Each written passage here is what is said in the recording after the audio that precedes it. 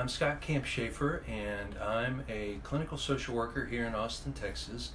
And my Facebook Live today is on the phenomenon of imposter syndrome.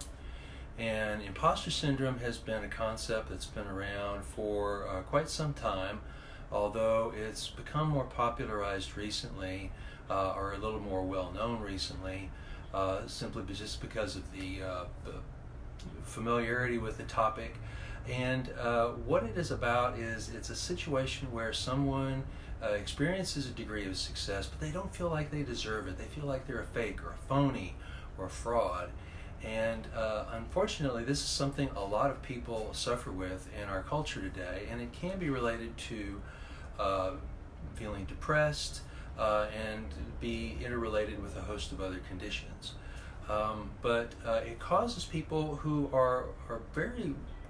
could very well be very well accomplished to suffer unduly because they have this committee, this negativizing voice in their mind that's telling them that you're not really that good, you really don't deserve it.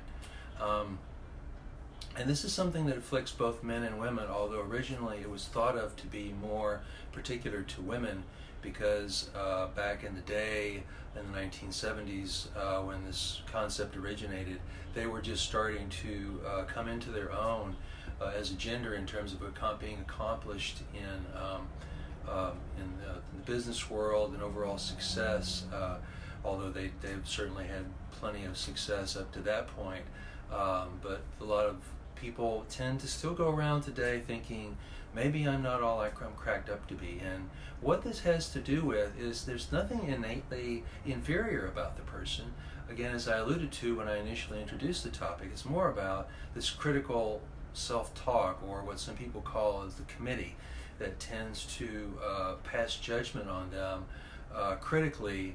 And what this owes itself to is some negative programming in the individual from some caregiver back when they were in childhood, most likely, who was overly critical and tended to use a hypercritical tone with them, and they internalized that voice. And the emotional experience that I've pretty much figured out that is at the core of this is what I like to call toxic shame. And toxic shame is a feeling that is bound up with an individual's sense of themselves, so that it's almost inextricable from who they are as a person, and it tends to tie into this fear of somehow being found out and somehow cast out or discredited because you've been found out. And people can suffer, as I mentioned earlier, tremendously because of this toxic shame. There are other forms of shame that are less toxic, but this is perhaps the most insidious of all of them, where people really can become depressed or anxious or have panic attacks conceivably because they bought into this shame around a negative judgment that they've internalized about themselves.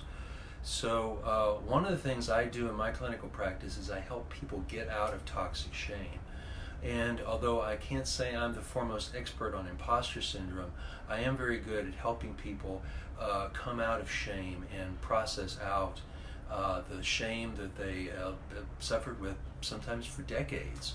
So if you live in the Austin, Texas, or Central Texas area, and you want help with toxic shame and the imposter syndrome that sometimes gives rise to it, I encourage you to call me or email me at the contact information I have at the top of my Facebook page or the top of my web page. And I can offer you a consult on whether I can help you or not, to give you a better idea of whether I can, and if I can't, then encourage you to seek help from other folks. But again, there's no need to live with toxic shame and the imposter syndrome that gives rise to it. It is very treatable, and it has nothing to do with you as an individual. It's more about, again, as I mentioned, the messages that you've grown up with. And I certainly empower and encourage everyone to overcome those toxic messages that they've lived with for perhaps decades, because the more you get free of those, the more you get free in your life. And I wish you the best of mental health, overall health, and I hope to see you again in this space soon. Bye now.